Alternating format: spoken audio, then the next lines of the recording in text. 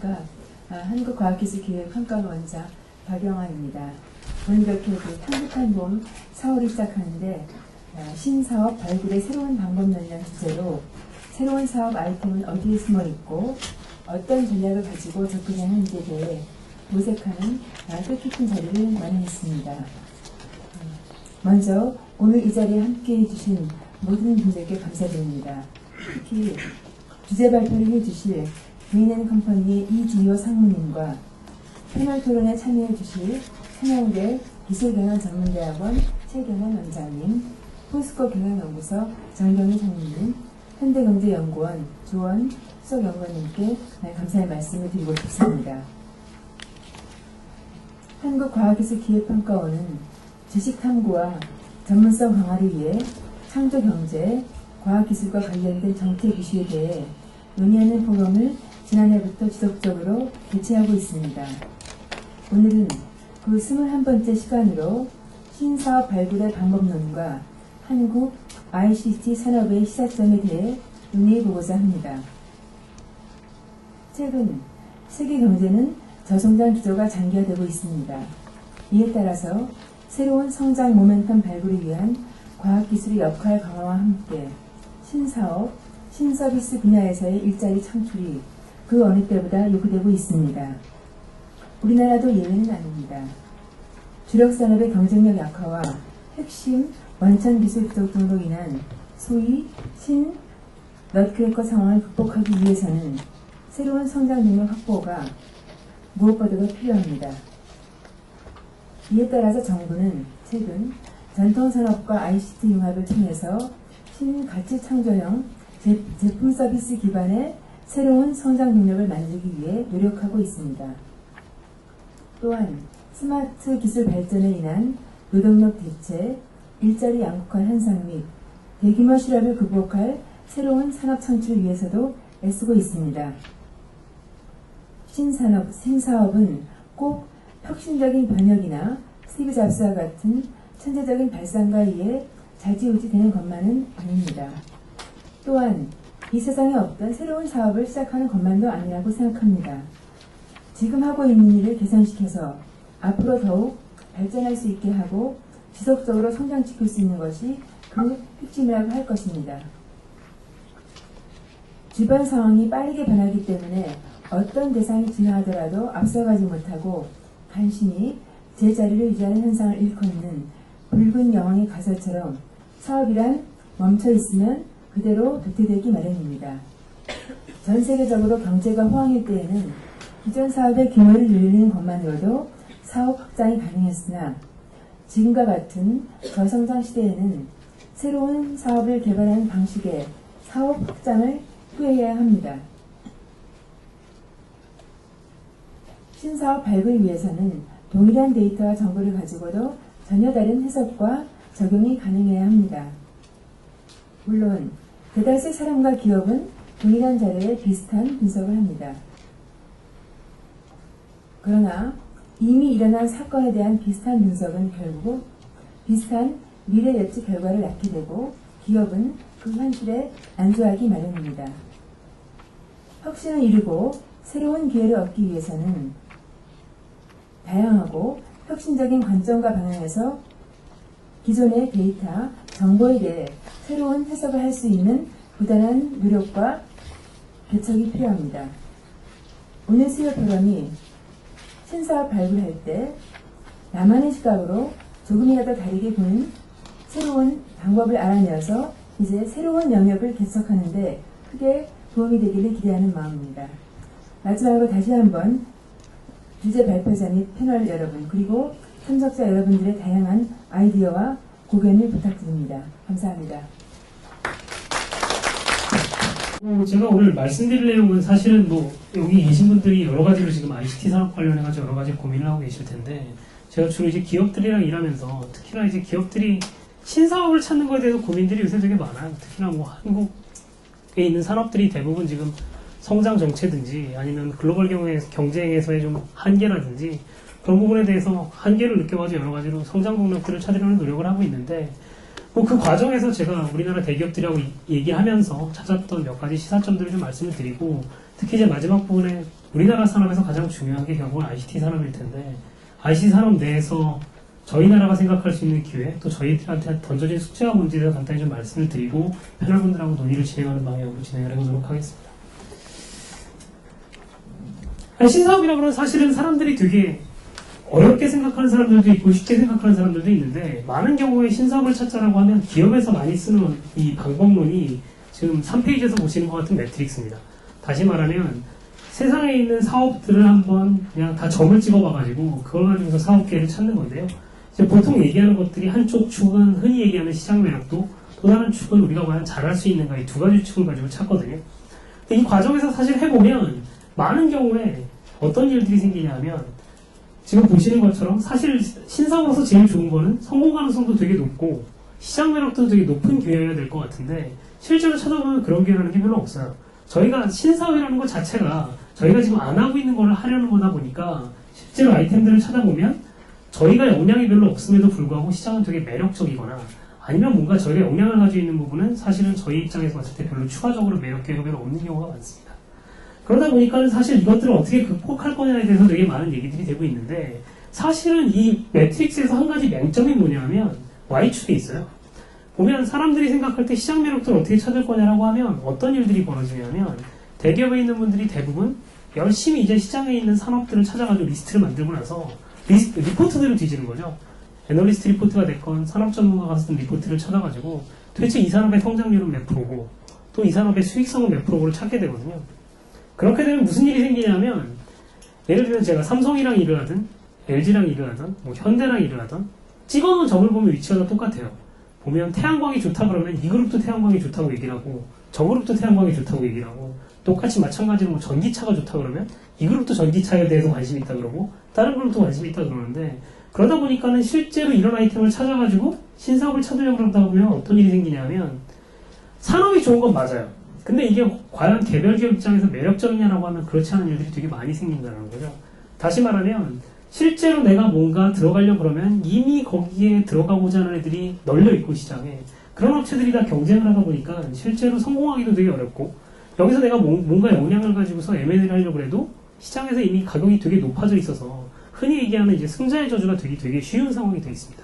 그럼 과연 이런 방법론으로 신사업을 찾는 게 맞겠냐라는 게 오늘 좀 드려보고 싶은 얘기고 그 단적으로 말해가지고 최근에 우리나라에서 크게 어려움을 겪었던 산업이 두 개가 있어요.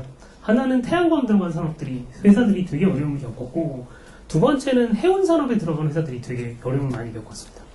생각을 해보면 태양광이라는 게 2006년, 7년에 엄청나게 각광을 받았었거든요. 그래서 사실은 안 건드려본 그룹이 거의 없을 텐데 실제로 성공한 회사들은 하나도 없거든요. 왜 이런 일이 벌어진 거냐? 과연 도대체 이걸 내가 막아볼 방법은 없을 거냐라는 게 제가 오늘 좀 한번 더 10분 화두라고 말씀을 드릴 수가 있을 것 같고요. 이게 왜 이런 일이 생기는지를 한번 생각해 볼 필요가 있습니다. 그래서 우리나라 대기업들 보면 신사업을 찾을 때 대부분 시작되는 방법이 똑같아요. 어떤 거냐면 혹시 뭐 회장님이든 사장님이든 한번 보시고 이런 질문을 던지시는 거죠. 야, 지금까지 우리가 해오던 거 말고 뭐 매력적인 거 없냐? 두 번째, 어디선가 뭔가 새로운 트렌드 얘기를 듣고 오셔가지고 야, 셰일가스 뜬다 그러는데 그거 한번 스터디해가지고 우리가 들어갈 게 없는지 찾아봐라. 또는 제일 이건 안 좋은 방법인데 원점에서 검토해서 모든 게 한번 다 뒤져본 다음에 제일 매력적인 걸 찾아봅시다라고 얘기를 하는데 과연 맞는 거냐? 이렇게 되면 어떤 일이 생기냐면 자기가 모르는 영역이거든요. 그러다 보니까는 잘 모르는 영역에서 내 견해는 없다 보니 외부 전문가 의견에 의존할 수밖에 없고 외부 리포트에 의존할 수밖에 없어요. 그럼 실제로 나오는 결과는 뭐냐면 100명이 다 똑같은 리포트를 받아보니까 100명 다 똑같은 산업에 관심을 가지고 그쪽에 투자를 하려고 노력을 하게 되는 거죠. 결국 그렇게 되고 나면 그 중에 성공한 업체는 별로 없더라. 그럼 이것들이 도대체 과연 맞는 신사업을 찾는 어프로치냐? 우리가 왜 이런 일들이 계속 반복되는지 한번 생각해보자라는 게 오늘 좀 던져드려보고 싶은 화두고요. 제일 문제는 이런 그나마 시장에서 얘기하는 이런 전문가들의 견해나 리포트가 맞으면 문제가 없는데 그렇지 않은 경우가 되게 많습니다. 여기 보여드리는 그래프는 사실은 그 애플이 아이폰을 2007년에 발표한 이후에 시장에서 얘기됐던 실제 시장 규모하고 바 그래프로 되어 있는 건 실제 판매량이고요. 선 그래프로 되어 있는 건 이제 애널리스트들이 말하던 시장 규모인데 어떤 일이 생겼냐면 2008년부터 2012년까지 항상 시장에서 예측하던 시장 수요가 실제 수요보다 훨씬 작았어요. 왜 이런 일이 생기냐면 대부분의 애널리스트들이 시장을 어떤 식으로 분석을 하냐면 과거 2년, 3년 동안 어떤 식으로 성장을 했는지 성장률을 가져다 놓고 그걸 앞으로 그냥 그어버리는 일이 되게 많거든요. 그러다 보니까 실제로 특히나 기술 산업에서 어떤 일이 벌어지냐 하면 성장이라는 게 흔히 얘기하는 하키스틱으로 커지는데 이걸 맞추는 경우가 거의 없습니다. 그러다 보니까 항상 시장에서 생각한 것보다 뒤로 가든지 앞으로 가든지 일들이 되게 많거든요. 그래서 실제로 신사업을 찾는다 그럴 때 많은 회사들이 외부 전문가나 시장 컨센서스에 의존을 할 수밖에 없는 상황이 돼 있지만 사실은 그게 정말 의미 있는 데이터인지는 한번 생각해 볼 필요가 있다는 게 일단 좀 드려보고 싶은 얘기고요. 또 하나는 이게 제가 2007년에 어떤 기업하고 프로젝트를 했던 사례인데 LED 시장이었어요. 2007년에 어떤 일이 있었냐면 2007년쯤을 같이 되돌이켜 보시면 뭔가 LED라는 게 새로운 사업으로서 뜰 거란 얘기들이 시장에 되게 많았어요. 어디에 쓸 거냐? 조명 사업에서의 백열등이나 형광등을 교체하기 위한 걸로 산업이 뜰 거다라는 얘기가 되게 많았습니다. 그래서 제가 한번 프로젝트를 하면서 실제로 LED 산업에 있는 업체들을 쭉 인터뷰를 듣다 보니까 재밌는 얘기가 하나 들리더라고요. 한 장비 업체가 최근에 삼성하고 LG가 컨택을 했다는 거예요. 왜 그러냐 그랬더니 걔네들도 LED를 만들려고 합니다 라고 얘기를 하더라는 거죠. LED를 걔네가 왜 만들까? 조명 시장을 들어가려고 그러나? 하고 얘기를 좀 들어보니까 그게 아니고 뭘 하려고 그랬냐면 흔히 얘기하는 LED TV, 다시 말하면 TV에 들어가는 백라이트로 LED를 만들려고 삼성이랑 LG가 장비 발주를 시작을 했었어요. 그래서 실제로 삼성이랑 LG 쪽에 인터뷰를 해서 당신들이 생각하는 TV의 수요에서 LED가 얼마나 들어갈 건지를 들어보면 사실 어마어마하게 큰 물량이 앞으로 LED에서 필요해지고 있었거든요. 근데 그 당시에 LED 산업에서 존재하는 어떤 리포트를 보거나 또 LED 조명에 하는 어떤 업체들의 얘기를 들어봐도 그 얘기들이 감안되어 있던 시장 리포트는 존재하지 않았었어요. 그러니까 실제로 보시면 지금 왼쪽 위에 있는 숫자가 시장에서 얘기하던 시장 컨센서스입니다. 한 1조 4천억 정도가 5년 내에 시장이 될 거다. 근데 실제로 저희가 삼성이나 LG에서 흔히 기존에 있던 시장의 인컴번트들이 얘기하던 시장이 아니고 다른 시장, 다시 말하면 TV에 들어갈 LED까지 생각을 해서 보니까 시장 컨센서스보다 작게 보면 2배, 크게 보면 3, 4배 정도까지 시장이 나오더라고요. 그럼 이런 것들을 내가 찾아볼 방법이 없을 거냐? 과연 이런 것들을 그냥 외부의 시장 리포트나 외부의 그냥 전문가 얘기 가지고 맞출 수 있을 거냐라는 걸 한번 생각해 볼 필요가 있겠다. 특히나 신사업계라는 게 변화하는 산업에서 오는 거라고 생각을 한다 그러면 이런 변화하는 산업에서 과연 그냥 시장에 존재하고 있는 또는 기존 플레이어 중심으로 이루어진 얘기를 믿는 게 말이 되는 거냐라는 게 제가 먼저 오늘 드려보고 싶은 얘기고요. 이런 일들이 왜 생기는지를 한번 생각을 해보면 기본적으로는 저는 두 가지를 생각을 합니다. 첫 번째는 시장의 컨센서스라는 게 진실인 경우는 그렇게 많지 않다. 특히나 변화하는 산업에서는 시장 컨센서스라는 건 별로 팩트랑은 다른 경우가 되게 많은 것 같다. 왜냐하면 시장 리포트나 이런 것들이 어떻게 만들어지는지를 생각을 해보면 대부분 시장에 이미 존재하고 있는 인컴번트들의 얘기를 기반으로 해서 만들어지거든요. 흔히 있는 조명업체 또는 LED 업체들이 내년에 LED 몇 개 만들 거냐는 기준으로 시장 수요를 하게 되는데 특히나 신사업이라는 게 뭔가 변화의 상황에서 나타나는 기회들이 많을 거라고 생각을 해보면 인컴번트들이 사고방식이 진짜 늦게 바뀌고 그걸 바탕으로 해서 만들어지는 리포트라는 건 사실 큰 의미가 없을 수도 있다. 그렇다라 그러면 실제로 변화하는 것보다 이런 시장에서의 컨센서스나 그런 것들은 훨씬 더 늦게 시장을 이해한다라 그러면 내가 이 앞부분의 것들을 어떻게 찾아낼 건지 한번 생각해 볼 필요가 있지 않겠냐. 또 하나는 시장에서 존재하고 있는 컨센서스라는 게 틀릴 수 있다는 생각을 한번 가지고 접근해야 되는 게 아니냐라는 게 오늘 좀 던져보고 싶은 말씀이고요.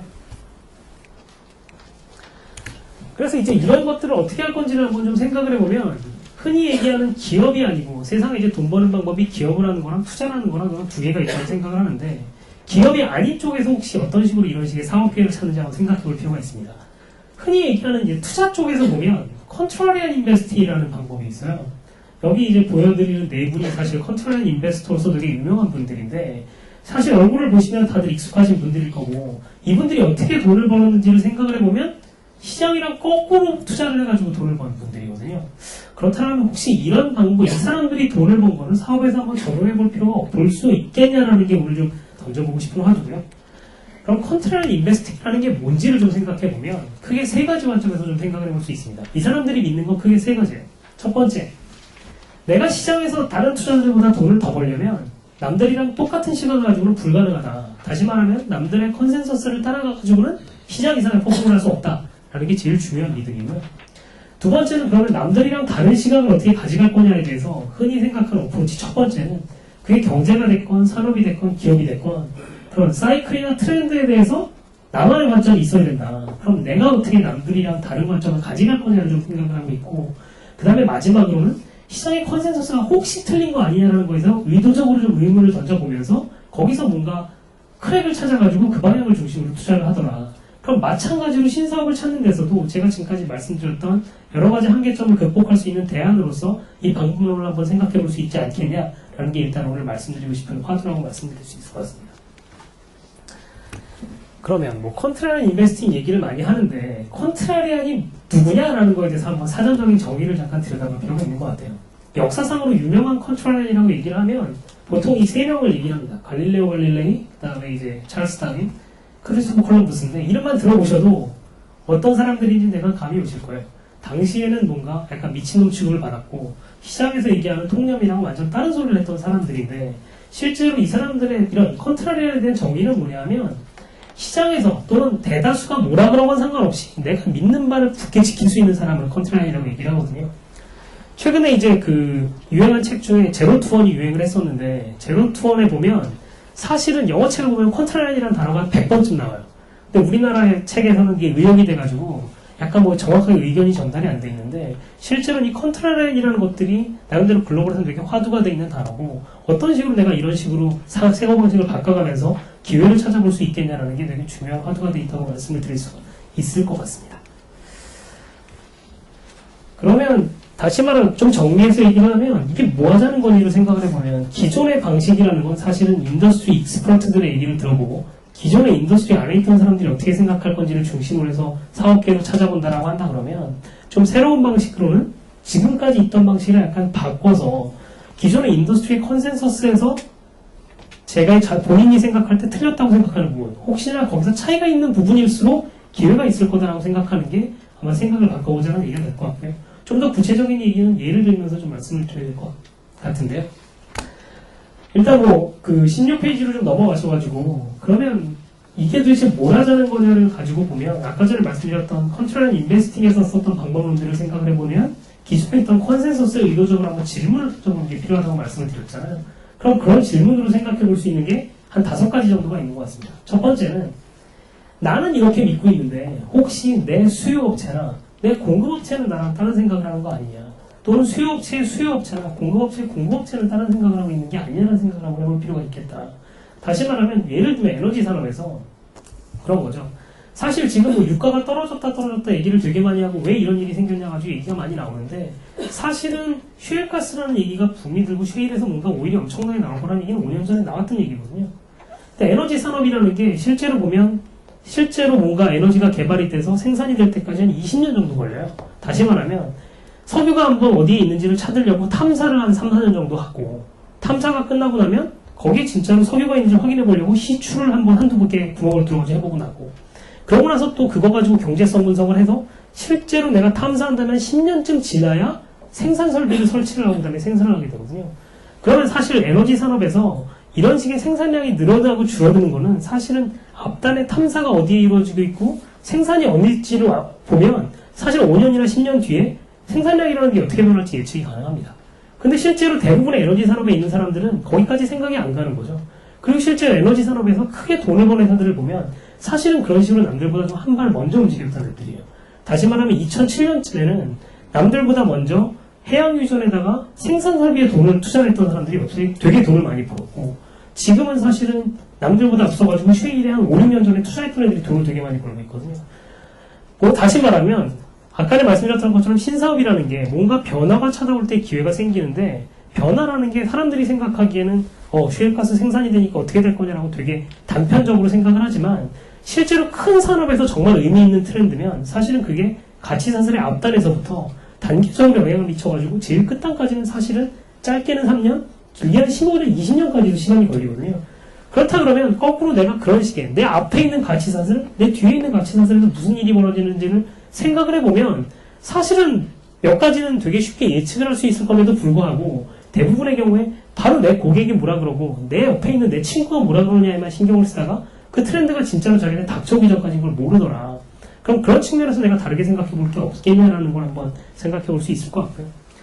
또 마찬가지로 아까 전에 말씀드렸던 여러 가지 남들이랑 다르게 생각하는 방법 중에 하나는 남들이 다 좋다 그러면 이게 진짜 좋은 건지 한번 생각해 볼 필요가 있고, 남들이 다 어렵다 그러면 이게 진짜 나쁜 건지 한번 생각해 볼 필요가 있다. 다시 말하면 남들이 다 좋다 그럴 때 들어갔던 태양광에서는 거의 모든 업체들이 사실 되게 어려움을 겪었고, 마찬가지로 해운산업도 한 10년마다 우리나라 업체들이 반복하고 있는 실수거든요. 그 다음에 마지막으로 또 몇 가지를 말씀드려보고 싶은 거는, 일반적으로 산업에서의 뭐 혁신 얘기들을 많이 하시는데, 혁신이라고 하는 게 사실은 많은 경우에 정말 남들이 생각 못했던 상상 외의 기술들을 발견한다라기보다는 저희가 그냥 이 기업을 컨설팅하는 입장에서 찾아보면 몇 가지 좀 패턴이 있는 것 같아요.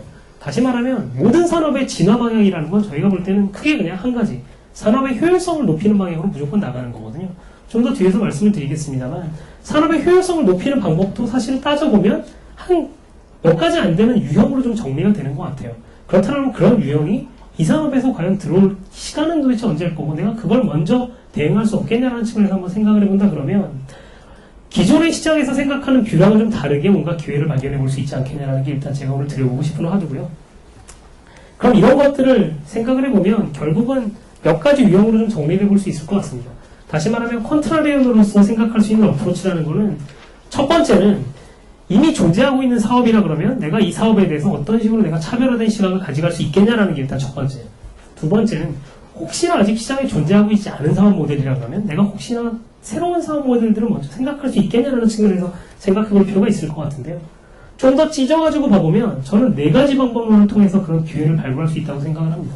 첫 번째는 시장에서 뭔가 예상하고 있는 수요가 있는데 거기에 대해서 혹시 내가 남들이랑 다르게 수요라는 걸 볼 수 있을 거냐. 특히 첫 번째 방법으로 아까 말씀드렸던 것처럼 밸류체인의 전체에서 정말 이게 모두 다 동의하는 수요 공급이냐, 아니면 혹시나 수요의 수요 업체, 공급의 공급 업체는 나랑 딴 생각을 가지고 있는 게 아니냐. 그럼 그게 언젠가 디스크레펀시를 만들 텐데 그게 혹시 기회가 될 수 있지 않겠냐라는 걸 생각해 볼 수 있는 게 첫 번째고, 두 번째는 뭐 흔히 하시는 얘기입니다만 산업의 사이클 안에서 뭔가 내가 다르게 볼 필요는 없을 거냐. 세 번째로 넘어가면 사업 모델 측면에서는 혹시나 나는 아닌데, 내가 속해 있는 시장은 아닌데 다른 산업에서, 다른 시장에서 혹시 그런 사업 모델들이 등장한 건 아니냐라는 부분, 또는 다른 산업에서 이런 사업 모델이 등장한 거 아니냐는 부분이 있을 텐데, 구체적인 예를 그냥 하나씩만 말씀을 드리면 조금 더 이해가 편하실 것 같아요. 그래서 일단 첫 번째로 인더스트리 안에 가치 사슬에서 뭔가 변화들이 단계적으로 밀려옴에 따라 가지고 이 수요하고 공급에서의 차이가 생기는 부분을 가지고 기회를 찾아본다라는 측면을 보면, 아까 말씀드렸던 그 LED 시장에서의 수요 격배와 공급에 대한 차이가 한 가지 예일 거고, 좀 더 아까 말씀드렸던 것처럼 에너지 시장에서 탐사부터 시추해가지고 생산하고 이 해체하는 과정에서 벌어진 이 롱사이클에서 과연 나는 생산업체인데 혹시나 탐사 과정에서 나는 모르고 있는 수요들이 생겨나는 거 없겠냐, 또는 나는 모르고 있는 시추에서 뭔가 생겨나고 있지 않겠냐라는 거 한번 생각을 해본다 그러면 나한테 5년, 10년 뒤에 올 변화라는 걸 생각해 볼 수 있지 않겠냐라는 게 일단 첫 번째로 드려보고 싶은 얘기고요. 그 다음에 두 번째는 저희가 생각하는 건 기본적으로 모든 경제나 산업엔 사이클이라는 게 존재하는데, 그런 사이클을 한번 기준으로 생각을 해서 지금 시황이라는 게 변할 방향이 없는 건지를 생각해보자는 게 두 번째가 될 것 같습니다. 세 번째는, 그리고 생각보다 많은 사업들이 사실은 이 시장에 존재하지 않는 모델이 아니고 세상에 존재하는 모델들을 약간씩 카피한 모델에 가깝습니다. 최근에 우리나라에서 제일 주식시장에서 핫한 게 사실 화장품 시장인데, 화장품 시장에 어떤 업체들이 존재하냐면 두 가지 업체들이 있어요. 하나는 명동에 있는 많은 것처럼 브랜드 업체들이 존재를 하고 있고, 사실은 수많은 브랜드 업체들은 돈을 버는 업체들도 있고 실패한 업체들도 되게 많거든요. 근데 우리나라에서 제일 확실하게 돈을 버는 업체가 두 업체가 있는데, 이게 한국콜마라는 업체하고 코스맥스라는 업체예요. 이 업체들은 뭐하는 업체냐면 앞에서 브랜드샵들이 되게 많이 생겨나니까 그럼 너네들은 마케팅만 포커스를 하고 나는 뒤에서 생산을 해주겠다는 걸로 돈을 벌거든요. 흔히 생각을 해보면 모든 산업에서 분업화라는 거는 모든 산업에서 이루어지는 거라고요. 사실은 전자산업에서도 애플하고 폭스콘이 그런 식으로 가치사슬을 나눠 가졌고, 자동차 산업에서 점점 더 이 벤더들이 그런 파워를 가져가고 있는데, 화장품 산업에서도 똑같은 걸 적용해서 성공을 하는 업체들이 있는 거고, 그런 식으로 돈을 버는 회사들이 있는 거거든요. 최근에 예를 들어가지고 뭐 한국에서 그 드래프트 비어들 막 유행한다 그러니까, 크래프트 비어들 유행한다 그러니까 막 이런저런 크래프트 펍들이 생기고 있는데, 얘기를 들어보면 그런 이 술집들은 사실 돈을 못 벌고 돈을 버는 애들은 누구냐? 우리나라에 있는 수백 개 펍들을 사실 우리나라에서 단 3개 양조장이다 맥주를 공급하고 있거든요. 그럼 그런 식의 한번 뭔가 사업 모델이라는 게 정말 새로운 거냐를 생각해보면 사실 산업 진화라는 방향에서는 되게 뻔한 얘기라고 생각을 해보면, 그런 측면에서 한번 기회를 생각해 볼 수 없겠냐라는 게 제가 좀 드려보고 싶은 얘기고, 마찬가지로 이제 자라나 최근에 뭐 유니클로 같은 SPA 업체들이 되게 돈을 많이 벌고 있는데 그럼 이 업체들이 도대체 어떻게 사업을 성공한 건지를 보면 자라의 사실 사업 모델은 생각을 해보면 사실은 자동차 산업에서의 토요타 비즈니스 모델을 의류 산업에 가져온 거거든요. 다시 말하면 자라의 핵심 성공 요인은 뭐냐면 지금까지 의류 산업에서는 옷을 내가 미리 한 6개월 전에 고객을 나는 이해한다라는 약간 천재성을 가진 디자이너가 옷을 100벌을 만들어서 시장에 내놓고 6개월 뒤에 만들어서 내놓고 나면 100벌 중에 고객들이 좋아하는 한 5벌은 제값에 팔리고 그러고 나면 20벌은 30% 디스카운트해서 팔리고 그 다음에 한 50벌은 나머지는 거의 떨이 처리해가지고 팔리면서 돈을 버는 거다 보니 실제로 만드는 돈이 10원이면 물건을 100원으로 정가를 안 붙여놓으면 돈이 안 벌리는 구조였거든요. 근데 자라가 생각한 건 뭐냐면 그러면 그게 아니고 실제로 나는 수요를 확인해 본 다음에 수요에 맞춰가지고 물건들을 딜리버리 하겠다. 그렇게 되면 아마도 내가 20원에 물건을 팔고도 돈을 남길 수 있을 거다. 사실 그런 거거든요. 그렇다면 다른 산업에서의 성공적인 사업 모델을 이 산업에서의 페인 포인트를 해결하는데 어떤 식으로 적용할 수 있을 거냐라는 게 아마도 사업계를 찾아볼 수 있는 네 번째 방법론이 될 것 같다는 측면에서 말씀을 드렸고요. 그래서 이제 조금 더 구체적으로 좀 사업계획을 어떻게 찾을 건지를 생각을 해보면 크게 두 가지로 다시 정리를 해서 말씀드릴 수가 있을 것 같습니다. 아까 말씀드렸던 것처럼 하나는 전체 가치 사슬을 놔두고서 정말 가치 사슬의 트렌드가 어떤 식으로 퍼져나갈 건지를 보는 방법이 하나가 있을 거고 두 번째는 저희가 볼 때는 모든 산업에서의 진화 방향이라는 게 사실 저희가 볼 때는 이 6가지 정도로 대강 정리가 되는 것 같아요. 다시 말하면 내 기업의 효율을 높이는 방법론으로서의 3가지 그 다음에 내 기업에서의 효율이 아니고 다른 회사들 이 산업에 있는 다른 회사들이 산업의 효율을 높이는 걸 도와주는 사업 모델로서의 3가지가 일단 저희 6가지가 저희가 생각할 때 기본적으로 산업의 진화에서의 제일 일반적인 사업 유형이라고 생각을 하고 있고요. 이 6가지 유형을 한번 지금 산업에서 적용해 볼 수는 있겠냐라는 게 저희가 생각할 때 사업 모델을 새로이 찾고 뭔가 새로운 신사업을 하는 거에 방법론이 아니겠냐라고 일단 생각을 하고 있습니다. 그래서 뭐 시간이 그렇게 많지는 않으니까 오늘 이 정도까지 해가지고 제가 큰 그림에서 한번 생각해 볼 만한 여지는 한번 좀 던져드리려고 생각을 하고 그래서 결국 제가 말씀드리고 싶은 건 뭐냐면 그냥 이 그림을 말씀을 드리면 될 것 같아요. 많이 보신 그림일 텐데 뭐 어떤 그림인지는 아시죠? 사실은 이런 식으로 제가 지금 말씀드렸던 얘기들을 던져보고 나면 사실은 뭐 그건 뻔한 얘기 아니냐 나 알고 있었어 얘기를 되게 많이 하신다는 거죠. 지금 쉘가스 얘기 나오고 타이토일 얘기 나오면 그건 누구들 다 아는 얘기 아니냐라고 얘기하는데 유가 왜 이렇게 떨어졌어? 라고 물어보면 지금 모든 회사들 난리거든요. 아니 유가가 이렇게 떨어질지 아무도 몰랐냐? 그럼 근데 타이토일이라는 게 생산 많아질지 몰랐냐? 라고 물어보면 사실은 뻔한 얘기예요. 그 2007년 8년에 어떤 일이 있었냐면 사실은 유가가 되게 올라갔었기 때문에 2007년 8년쯤에 에너지 회사들이 엄청나게 생산해서 투자를 했거든요. 그 두 가지 생각해보면 지금 공급 관익이 늘어날 수밖에 없는 건 되게 당연한 건데 그것들에 대해서 많은 기업들이 좀 놓치고 있다는 거죠. 그럼 그렇다면 일반적으로 산업을 분석을 하고 기업을 분석을 할 때 그냥 단순히 지금 눈앞에 있는 또 그 다음에 시장에서 얘기하는 컨센서스 기반으로만 생각을 하면 아마도 특히나 최근같이 빨리 변하는 시장에서는 현실을 못 찾아낼 거다.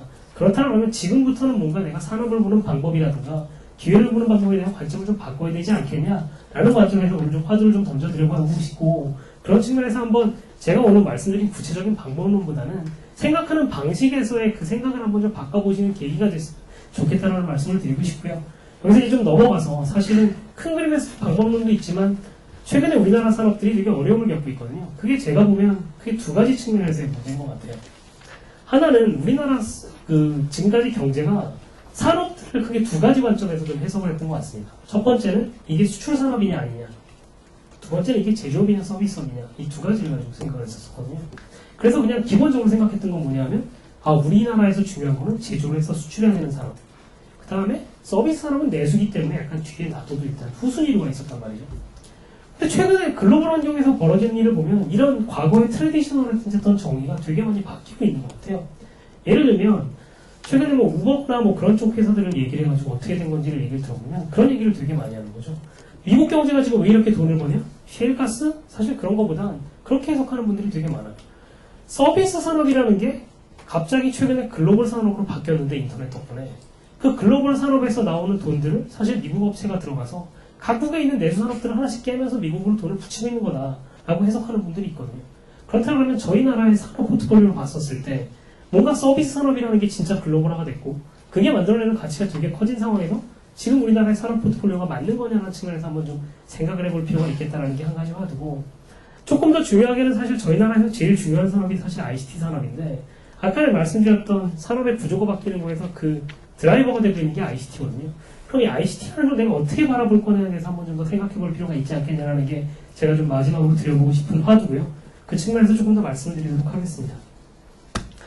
그래서 ICT 산업 많은 얘기를 하고 있는데 이게 얼마나 시장인지를 보면 제가 그냥 가지고 있는 정의는 크게 한 6가지 섹터로 나눠진 6가지로 나눠진 한 전 세계 한 5천 주 정도 되는 산업이라고 저는 이해를 하고 있습니다. 앞단에서 부품 산업이 있고, 그 다음에 이제 디바이스가 있고, 그 다음에 인프라가 있고, 소프트웨어가 있고, 그 다음에 이제 컨텐츠 인터넷 서비스, 통신으로 나눠지고 있는데, 사실은 이 시장판도 최근에 보면 되게 많이 바뀌고 있어요. 삼성이 최근에 핸드폰 시장에서 되게 어려움을 겪고 있는데, 이게 과연 예측을 못했던 거냐라고 보면, 사실은 되게 당연한 거거든요. 이 갤럭시 5가 실패했고, 갤럭시 S6가 성공을 하냐는 사실 중요하지 않습니다. 전체적인 시장판에서 보면, 이 6가지 섹터들이 다 되게 큰 변화를 맞이하고 있어요. 첫 번째로는 정말 지금까지 돈을 많이 벌었던 텔코들이 점점 범용화가 되면서 점점 수익이 떨어지고 있고 그러다 보니까 사실 핸드폰이라는 거에서 돈을 벌던 기존의 업체들도 핸드폰이 어떻게 해서 돈을 번 건지를 보면 사실은 텔레콤 업체들이 돈을 벌었기 때문이거든요. 한 예로 아이패드하고 아이폰을 좀 생각을 해보시면 아이패드하고 아이폰 중에 원가는 아이패드가 더 비싸요. 당연하죠. 화면도 크고 그런. 실제로 근데 소비자 가격은 아이폰이 더 비쌉니다. 그 이유는 뭐냐? 통신사가 그 차익을 돈을 줬기 때문이거든요. 그런 식으로 만약에 통신사들이 돈을 못 주게 되면 아마도 디바이스라는 건 가격이 떨어질 수밖에 없을 거고 마진 압박은 심해질 수밖에 없을 거다. 그럼 디바이스 시장이라는 건 매력도가 떨어진다는 건 아주 당연한 얘기였단 말이죠. 그런 측면에서 한번 생각해 볼 필요가 있을 것 같고 그걸로 인해서 최근에 또 어떤 일이 생기고 있냐 하면 그럼 누구나 예를 들면 중국에 있는 작은 업체들도 디바이스를 만들어야 되다 보니까 디바이스를 쉽게 만들 수 있게 하는 부품 시장에서의 뭔가 플랫폼 플레이들이 되게 강화가 되고 있고 그러면서 전체적인 밸류는 디바이스가 아니고 그걸 바탕으로 하는 애플리케이션이라든지 서비스에서 돈을 버는 모델들이 생겨나고 있고 사실은 좀 더 중요한 변화 제가 오늘 좀 말씀드리고 싶은 건 2개인데 저희 나라에서는 전혀 신경을 안 쓰고 있는 시장이 2개가 있어요. 하나는 뭐냐 하면 사실은 저희 나라의 이 테크 회사들은 다 IT 산업에서의 B2C에만 신경을 쓰고 있거든요. 내가 고객한테 파는 핸드폰, 고객한테 파는 TV 그런 쪽에 신경을 쓰고 있는데 사실 최근에 제일 핫한 분야는 그 부분이 아니고 B2B입니다. 다시 말하면 사람들이 인터넷을 써야 되고 뭔가 디바이스를 써야 되면 그 뒤에서 받쳐줘야 되는 클라우드가 됐건 빅데이터가 됐건 IoT가 됐건 그런 식의 뭔가 플랫폼을 제공을 하고 밑단에서 인프라를 해주는 역할이 되게 중요한데 그 산업이 지금까지 저희 나라가 전혀 놓치고 있었다. 그럼 ICT에서 매달 사업 기회를 찾아야 된다고 얘기들 하고 있는데 그런 측면에서 한번 신경을 쓸 필요가 없는 거냐가 하나가 있고 더 중요한 거는 아까 전에 제가 제일 처음에 우리나라 산업 포트폴리오에 이슈가 있다는 측면에서 제조업하고 서비스업의 정의가 좀 달라지고 있다는 말씀을 드렸는데 그것들의 사실 그 원동력은 ICT 산업이 만들어낸 거거든요. 그래서 앞장이랑 지금 2장을 비교를 해보시면 중간에 주황색으로 되어 있는 새로운 산업이 들어오고 있을 거예요. 저희가 이제 뉴 ICT라고 부르는 부분인데 다시 말하면 기존에는 ICT 산업이 아니었었는데 이게 다른 산업이랑 결합이 돼가지고 다른 산업의 뭔가 이네이블러로서 기능을 하면서 새로운 시장을 만들어내고 있는데 이 시장도 사실 저희 나라의 어프로치가 그렇게 매력적이라고 보기 어려운 것 같다는 얘기를 좀 드려보고 싶습니다. 그래서 조금 더 한 가지 예를 들어보면 자 최근에 이제 무인 자동차 얘기가 되게 많이 나온단 말이죠. 무인 자동차가 진짜로 중요한 거냐를 보면 저는 무인 자동차는 되게 마케팅에 되게 불과한 것 같아요. 정말로 자동차 산업에서 ICT 산업의 의미가 뭔지를 한번 생각을 해보면 사실은 ICT 산업이 가진 본질을 좀 이해할 필요가 있습니다. ICT 산업의 3가지 특징을 한번 찾아보면 다른 산업이랑 근본적으로 다른 특징이 3가지가 있어요. 첫 번째는 뭐냐? 다른 산업에서는 성능 향상이나 가격 향상이나 가격이 떨어지는 게 되게 천천히 이루어져요. 예를 들면 자동차 같은 경우에 연비가 연평균 4% 올라갑니다. 그러면서 어떤 식이냐? 내가 다음 모델 만들 때 연평균으로 3%씩 가격을 올리고 싶어요. 그게 일반적으로 자동차 산업을 생각하는 거예요. 전자산업을 생각해보면 1년에 코스트가 15%씩 떨어집니다. 성능은 15%씩 좋아져요. 그러면 이 도대체 코스트 커브라는 게 다른 산업이랑 비교했을 때 엄청나게 다르다는 게 첫 번째. 두 번째는 뭐가 있냐면 다른 산업이랑 제일 다른 부분은 다른 산업, 아까도 자동차 말씀을 드렸습니다만 다른 산업은 신제품을 내면 조금 더 좋은 제품을 내서 내가 고객한테 돈을 좀 더 받아야지가 기본적인 사고방식이에요. ICT 산업은 뭐냐면 내가 좀 더 좋은 제품을 만든 다음에 더 싸게 만들어 더 싸게 팔아야지가 일단 기본적인 사고방식이에요. 완전히 다른 철학을 가지고 있고요. 세 번째는 뭐냐면 그걸 바탕으로 해서 자동차는 망가지면 파는 제품인데 최근에 전자제품 생각해보세요. 핸드폰 2년마다 바꿉니다. 이게 망가져서 바꾸는 거냐? 그게 아니고 지금 거보다 훨씬 더 좋은 제품이 나왔기 때문에 바꾸는 거거든요. 그런 식으로 뭔가 라이프 사이클을 줄여가지고 수요를 창출하는 거에 ICT 산업만큼 좋은 산업이 없어요. 그럼 그 세 가지 특징을 가지고 나서 왔었을 때 과연 자동차 산업이 이런 식으로 ICT가 접근을 했을 때 대응이 가능한 거냐를 한번 생각해 볼 필요가 있겠다라는 생각을 한번 해봐야 되는 거죠. 최근에 뭐 아이워치 가지고 말이 많아, 애플워치 가지고 말이 많은데 애플워치의 제일 문제는 뭐냐면 지금 첫 번째 애플워치가 성공하냐 실패하냐 중요한 게 아니에요. 일단 지금 현재 나오고 있는 300불짜리 애플워치도 기존에 있던 시계 산업의 300불짜리 시계보다 훨씬 좋지만 사실은 2세대, 3세대 애플워치가 나왔다 그럴 때는 아마도 성능도 지금보다 훨씬 더 좋아질 거고 가격은 아마도 더 싸질 거다. 그럼 이걸 과연 기존의 시계 산업에 있는 업체들이 대응할 수 있을 거냐라는 게 제일 중요한 화두가 될 것 같고 마찬가지 이 자동차 산업에서 벌어지면 어떻게 될 거냐는 걸 생각해 볼 필요가 있겠다. 다시 말하면 ICT 산업이 가지고 있는 아까 말씀드린 특징이라는 거는 다른 산업에서는 찾아볼 수 없는 특징이고 그 특징을 바탕으로 해서 다른 산업에 내가 만약에 진입을 할 수 있다 그러면 엄청난 디스럽션을 일으킬 수가 있는 거거든요. 사실은 ICT 산업하고 자동차 산업에서 이런 관점에서 봐야 될 거라고 저는 생각을 하고 예를 들어 지금 테슬라 같은 경우에 하고 있는 얘기를 보면 테슬라가 첫 모델은 11만 불에 냈었어요. 근데 지금 한창 팔리고 있는 모델 S는 6만 5천 불이고 2017년에 나오는 모델 3는 3만 불에 내겠다고 얘기하고 있거든요. 이게 과연 기존에 있는 자동차 산업의 업체들이 생각할 수 있는 가격 하락이냐 또는 품질 향상이냐를 생각을 해보면 저는 그런 측면에서 우리나라에 있는 ICT 기업들이 생각할 수 있는 사업계라는 게 단순히 자동차 업체들의 부품을 공급하고 새로 바뀌는 전기자동차에 들어가는 배터리를 공급하는 측면이 아니고 이걸 바탕으로 해서 산업에서 디스럽션을 일으킬 수 있는 기회들이 있다라고 보이는데 그런 측면에서 한번 생각해 볼 수 있는 기회가 뭘 거냐. 그 다음에 거꾸로 지금 마치 뭐 창조경제고 또 기술 기반으로 신사업 기회를 찾아야 된다는 측면에서 생각해 볼 수 있는 화두가 뭘 거냐를 한번 생각해 보는 기회를 좀 생각을 했으면 좋겠다는 측면에서 오늘 이 말씀까지 드리고 일단 제 발표는 오늘 이 정도로 일단 말씀을 드리고 지금부터는 뭐 패널분들하고 토의를 하고 궁금한 부분 제가 답변하는 식으로 진행을 하면 될 것 같습니다. 발표 마치겠습니다. 감사합니다. 예, 발표 잘 들었습니다. 기술과 비즈니스 모델, 이제 기술적 장애를 극복하고 시장의 장애를 건너뛸 수 있는 두 가지가 동시에 이루어져야만 해결할 수 있는 그런 이제 특성을 갖고 있는. 그래서 우리나라가 최근 몇 년간에 신사업, 뭐 창업이든 뭐 사업화, 기술 사업화든 간에 이제 다양한 전략을 취하고 있는데 지금 제안해 주신 이제 컨트롤하는 방법, 그러니까 일반적으로 그 시장이 갖고 있는 컨센서스를 좀 뛰어넘는 다른 방법, 반대자의 생각으로 한번 시장을 보자. 아주 그 어느 정도는 논리와 이런 쪽으로 상당히 방법이 좋을 것 같습니다. 근데 이제 저는 하나를 예를 한번 들어가지고 우리가 한번 살펴보면 조금 다른 뷰를 또 같이 좀 볼 수 있어야 되지 않은가 생각합니다. 작년인가요? 오큘러스가 2조 5천억인가요? 페이스북에서 샀나요? 왜 그랬을까요? 저는 이제 신사업을 창출을 한다는 것은요, 어떠한 이러한 형태의 그 속된 말로 누군가가 내지르기가 이루어져야만 우리나라에서는 특히 가능할 수 있지 않을까. 제가 하는 건데요, 잘은 모르지만 4-5년 안에 이 오큘러스를 인수한 기업은요, 5조 이상의 비즈니스 모델을 가지고 아마 시장을 이미 접근하고 있고요, 하고 있을 겁니다. 근데 다만 이 오큘러스를 개발한 그 기술력을 가진 사람들은 이 비즈니스 모델을 과연 생각을 하고 있을까? 이런 측면을 같이 이제 접근하는 거죠.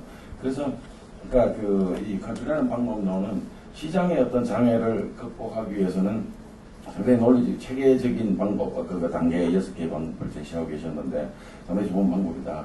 근데 여기에다가 이제 기술적인 장애까지도 같이, 그렇지 않으면 기존 산업에서 새로운 시장을 좀 찾는 이런 이제 어떻게 보면은 조금 더 한쪽으로 좀 치우친 방법이 될 수 있지 않을까, 이런 이제 생각을 조금 해봅니다.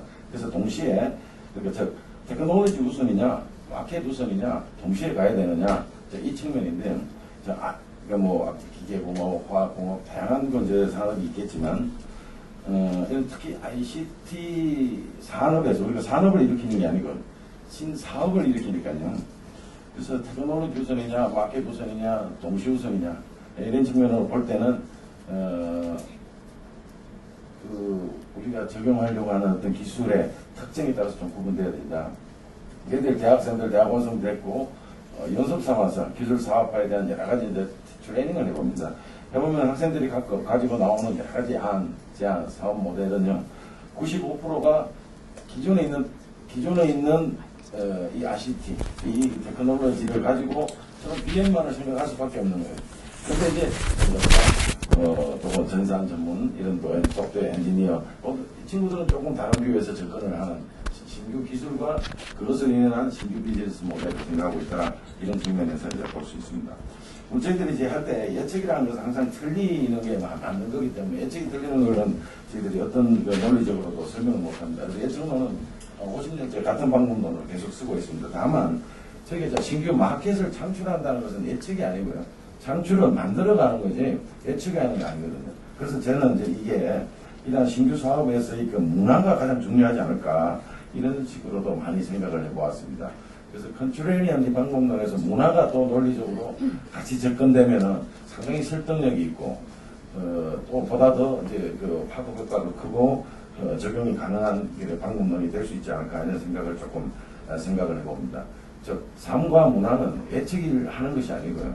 삶과 문화는 경영 기법도 아니고요. 기술 기업도 아닙니다. 삶과 문화는 제가 생각에는 삶과 문화는 어떤 뭐 전자적인 사람, 어떤 미래 이런 사람들에 따라서 뭐 미래를 이야기를 하게 되고요. 그런 사람들이 의외로 영화 감독자일 수도 있고 소설가일 수도 있었습니다. 이때까지 볼 때. 그런 사람들이 미래를 생각을 하고 영화를 만드는데 2, 30년 지나니까 100%는 아니지만 20% 만든 것도 있고 80% 맞힌 것도 있더라 이거죠.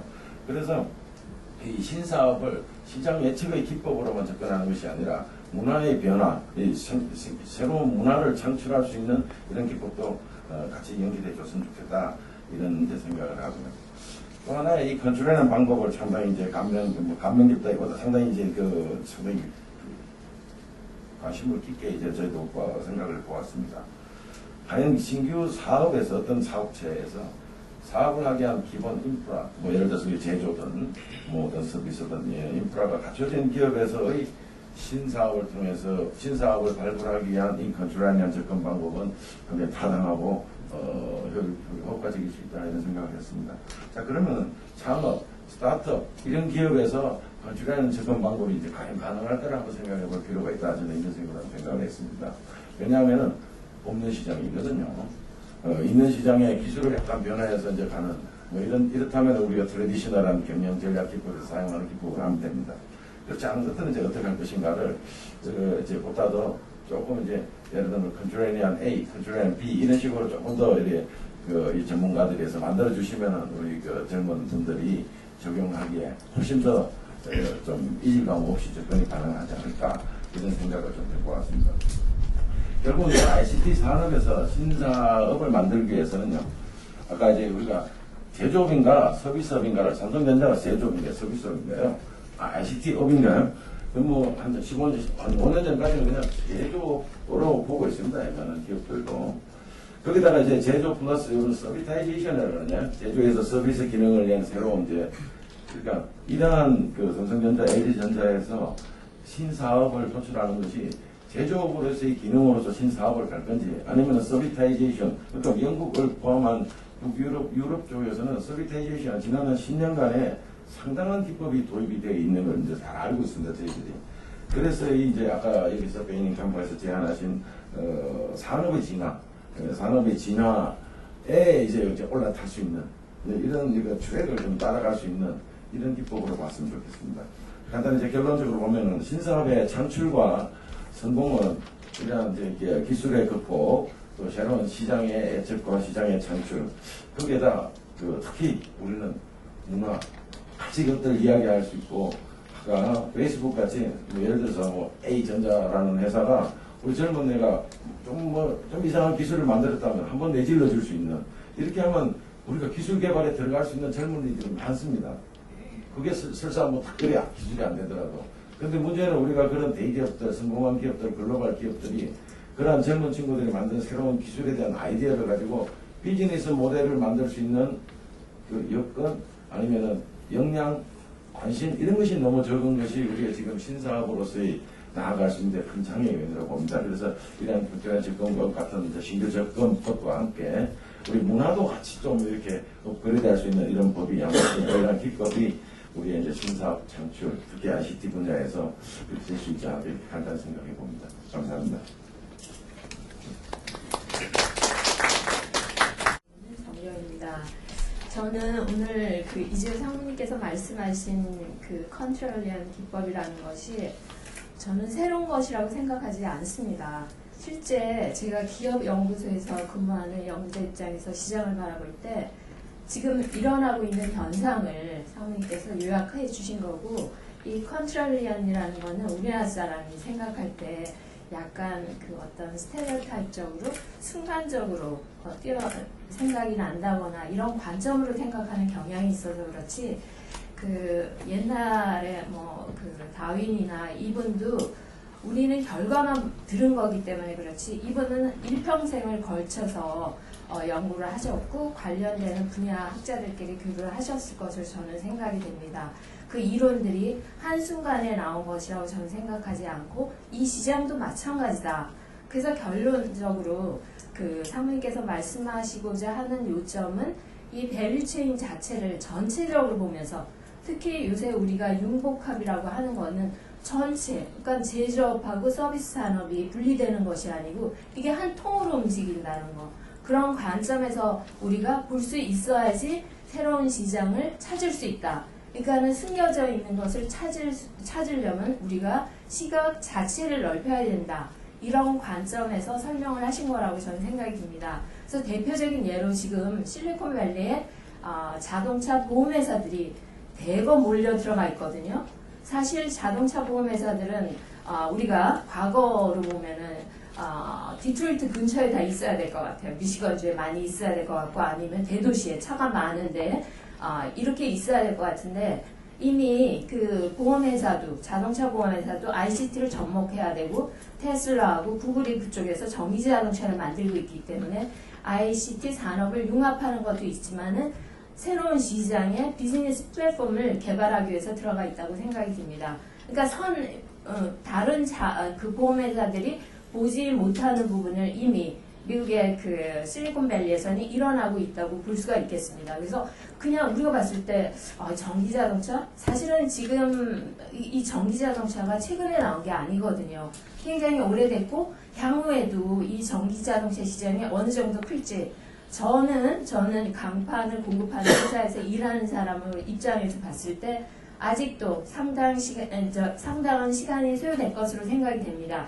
그렇지만은 지금 보는, 그러니까 산업 자체는 한 가지만 보는 게 아니고 에너지원에 대한 그 시각도 총체적으로 봐야지 되기 때문에 에너지원이 어떻게 변하고 있는지, 즉 에너지 산업 전체 밸류체인, 그러니까 어퍼 스트림도 그렇고 로우 스트림도 그렇고 우리가 전체적으로 볼 수 있을 때 향후에 어떤 시장이 펼쳐질 것이다라는 것을 알 수 있을 것으로 생각이 됩니다. 그래서 왜 구글이 거의 영업이익이 없는 이 휴대폰 시장에 들어가서 계속 거의 뭐 저희가 알기로는 영업이익이 0에 가깝습니다. 그럼에도 불구하고 휴대폰 사업을 하고 있거든요. 왜 하고 있을까요?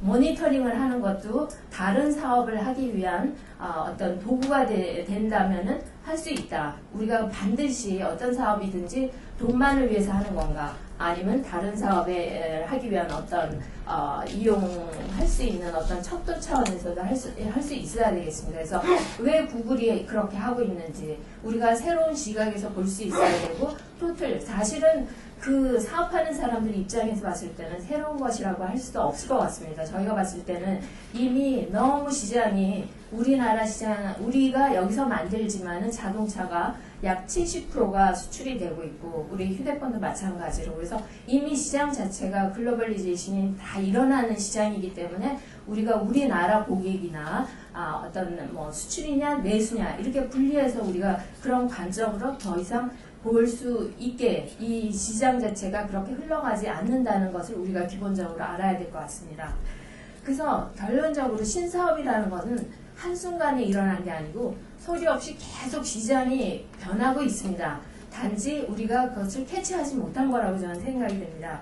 그래서 항상 우리가 볼 때는 수요가 관점에서 볼 수도 있어야 되겠지만, 또 공급자, 그러니까 수요가는 사실은 어떻게 보면 이제 품질과 가격, 그런 측면에서만 볼 수 있거든요. 또 다른 기술을 개발하는 자는 또 다른 관점에서도 볼 수 있고, 그러니까 또 공급자 입장은 우리 현 공급자의 상황을 고려해서 이 제품들을 만들기 때문에, 그러니까 보는 그 시각 자체가 다 다르다는 겁니다. 그래서 토틀 밸류 차원에서 우리가 시장을 보면서 대응을 해야 될 것으로 생각이 됩니다. 특히 아까 그 이지호 상무님께서도 말씀하셨지만은 우리나라가 IT 산업이 상당히 강하다고는 하는데, 향후 이 IT 산업이 모든 산업의 어떤 기초가 되고 연계가 되는 그런 산업으로 지금 부상을 하고 있는데, 과연 우리가 갖고 있는 이 ICT 산업의 어떤 역량, 이런 것들을 어떻게 활용을 할지 우리는 진짜 고민을 해야 될 것 같습니다. 특히 이제 지금 변하고 있는 게 최근에 바스비 성균관대 연구기관을 만들었고, BMW가 엔진 그 영종 쪽에 R&D 센터를 만들었습니다. 이런 일들이 왜 일어나고 있는지, 과거에는 우리가 외국 기업의 그 R&D 센터나 아니면 뭐 기초연구원 같은 것을 유치하기 위해서 사실 정부에서 굉장히 많이 투자를 했습니다. 유인하기 위해서. 근데 이런 그 최근에 기업 연구원들이 들어오는 거는 그냥 들어오는 거예요. 이유가 있습니다. 기업은 절대로 그 시장 어떤 가치 없이 들어오지 않습니다. 이 기업들, 특히 유럽 기업들이 많이 들어오고 있는데, 유럽 기업의 그 연구센터들이 아주 집중적으로 들어오고 있습니다. 지금 올해에도 몇 군데 예약되어 있고. 그래서 이런 현상들을 보면은 우리나라 ICT 이 산업을 활용하기 위해서 들어오고 있다. 특히 유럽은 아직도 IT 산업이 그렇게 해서 뭐 기본적으로 실력은 있지만 삼성이나 우리는 LG전자 있기 때문에 우리나라가 가지고 있는 IT 산업, ICT 산업뿐만 아니라 인력, 우리 출연연의 인력도 상당히 많습니다. 그래서 우리나라가 가진 인력, 또 어떤 뭐 시장을 우리나라를 기반으로 해서 중국을 가고자 하는 그런 관점도 있습니다. 그래서 그런 관점에서 우리는 이 IT, 우리가 그나마도 어떤 영향을 갖고 있다고 생각되는 ICT 산업을 베이스로 해서 향후에 우리가 이 시장에서나 기술에서나 인력을 어떻게 활용을 할 것인지 국가적인 차원에서 저는 고민을 해야 될 것 같습니다. 그래서 시장을 보면은 우리 시장이 다가 아니다라는 거, 우리 시장을 베이스로 해서 중국을 갈 수 있고 글로벌 시장으로 갈 수 있는데, 특히 유럽 기업들이 우리나라에 관심을 많이 갖는 건 시장 관점에서 보면은 사실 우리나라 내수 시장이라기보다는 중국의 상황이 사실은 언스테이블한 측면이 있기 때문에 차라리 우리나라에서 어떤 그 투자를 해서 얻은 효과를 가지고 중국을 가겠다라고 생각하는 기업들이 상당히 많다는 것을 말씀드릴 수 있겠습니다.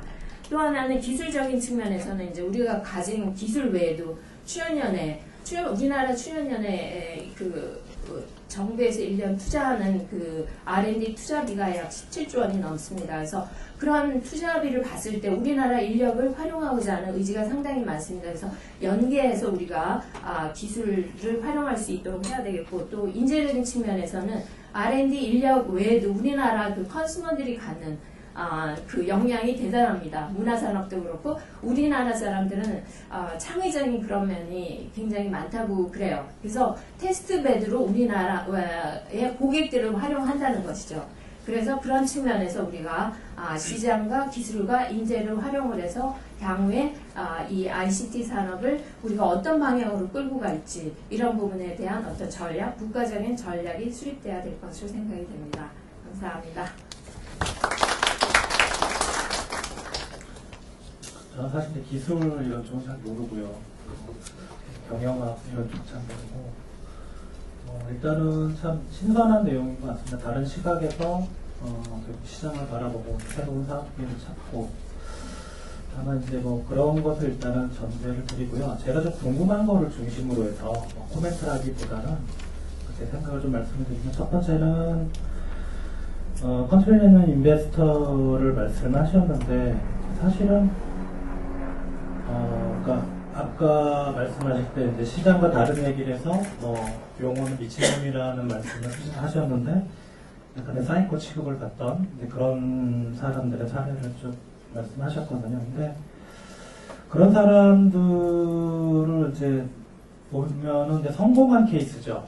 그러니까 좀 사이코 취급을 받던 99.9%의 사람들은 여기 우리 위인전이나 이런 데는 안 나오고 여기 말씀하신 4명 정도는 아주 뭐 극히 성공했던 그런 케이스를 말씀하셨던 것 같아요. 그러니까 이게 산업이나 기업의 관점으로 그대로 내려오면 이런 식으로 어떤 무모할 정도의 모험적이고 새로운 사고방식을 한다는 건 99.9%의 기업은 망할 거고 나머지 0.1%의 기업은 성공할 거고 성공한 사례로 칭송을 받을 거고 근데 기업의 입장에서도 생존의 문제거든요 사실은. 그래서 이런 그런 획기적인 사고방식을 과연 적용할 수 있을 것인가 하는 그런 좀 의문이 듭니다. 의문이 들고 그리고 이제 뭐 비슷한 얘기인데요. 태양광에 투자했다가 이제 어려움을 겪은 기업들을 쭉 말씀하셨는데 이때 베이냉 컴퍼니도 태양광 사업 좀 부정적으로 보셨나요? 한잘 들어갔다. 제가 그때 이제 했던 프로젝트가 그거였었어요. 그러니까 5개의 프로젝트가 있었습니다. LCD, 반도체, 태양광, LED, OLED 5개 중에 어디에 소재 사업을 들어가는 게 맞냐 판단하는 거고 근데 저희 결론이 LED가 제일 밝은 것 같고 경제 상황을 매력도 있다. 태양광은 안 들어가는 게 좋겠다. 안 들어가는 게 좋겠다. 예. 다행입니다. 대부분 이때 이제 그걸 제가 질문 드린 이유는 베이냉 컴퍼니는 그렇지 않다고 하셨는데 대부분 컨설팅 회사들이 다 좋다고 그랬어요. 예. 이게 뭐 말씀하신 시장의 컨센서스 깨야 되는 그런 컨센서스하고 사실은 뭐 일맥상통한 얘기지만 그러니까 참 그 기업들의 입장에서는 어떻게 기업의 운명을 결정하는 그런 결정 아주 중요한 결정이 사실 외부의 시각에 많이 의존할 수밖에 없는 상황입니다. 아무튼 뭐 그런 말씀 드리고 두 번째는 이제 뉴 ICT 산업을 말씀하셨는데요. 이 부분에 대해서 두 가지를 말씀드리면 이제 예를 드신 게 이제 뭐 그 에너지, 헬스케어, 자동차 말씀하셨거든요. 근데 그룹 기획실에 있는 사람들이 다 압니다. 사실 그때 말씀하신 게 정말 새로운 어떤 우리가 생각하지 못했던 그런 산업인지는 좀 의문이 가고요. 그래서 기업에 있는 사람들이 다 안다는 건 시장의 컨센서스가 이미 형성이 돼 있다거든요. 이런 쪽에. 그러니까 기업들이 왜 안 들어가냐면 이 시장의 성장성이나 성공하는 이런 걸 떠나서 두려운 거예요. 만약에 제가 이 보고서를 들고 이제 뭐 부회장님한테 가서 이런 사람 유망합니다. 들어가야 됩니다. 그러면 이제 뭐 그런 질문을 던지실 거예요. 실패하면 네가 책임지냐? 그러니까 그런 겁니다. 그러니까 이게 아무도 참 하기 어려운 거예요. 사실은 이제 이런 사람이 유망하다는 거는 뭐 몇 년 됐죠. 뭐 헬스케어 같은 경우는 10몇 년 전에 제가 들었던 것 같은데 그런 어려움이 좀 있는 것 같고 제가 이제 좀 더 관심을 가지는 건 사실은 이제 불확실하다는 거죠. 말씀하시는 그 요지를 보시면 불확실하고 우리가 이제 불확실한 데에서도 그나마 사업 기회를 찾아야 되는데 과연 이 기업은 전략적으로 어떻게 행동을 해야 되는가? 이제 지금 국가에서 새로운 ICT 뭐 이런 분야 공공 R&D 많이 투자하고 있지만 국가에서 뭘 한다고 이제 그 기업들이 따라하는 그런 시대는 아닌 것 같아요. 그 기업들이 사실은 이런 쪽으로 들어가야지만 국가에서 이런 부분이 커질 텐데 과연 이제 기업들을 끌게 하는 동력이 뭔지 그리고 기업들이 만약에 이제 어떤 방식으로 의사결정을 해야지 이제 말씀하신 이런 분명히 ICT 산업에서 가치 사슬을 쭉 잘 분석하시는 걸 보면 그쪽이 많이 커 보일 것 같아요. 제 생각에도 어떤 식으로 해야지만 이런 식으로 이런 쪽으로 들어갈 수 있는지 저는 이제 그 부분이 어떻게 보면 상당히 좀 궁금하다 생각이 됩니다. 그래서 뭐 참 제가 이런 쪽은 잘 몰라서 되게 좀 신선하게 받아들였고요. 발표는 참 내용이 좀 배울 점이 많다는 생각이 됩니다.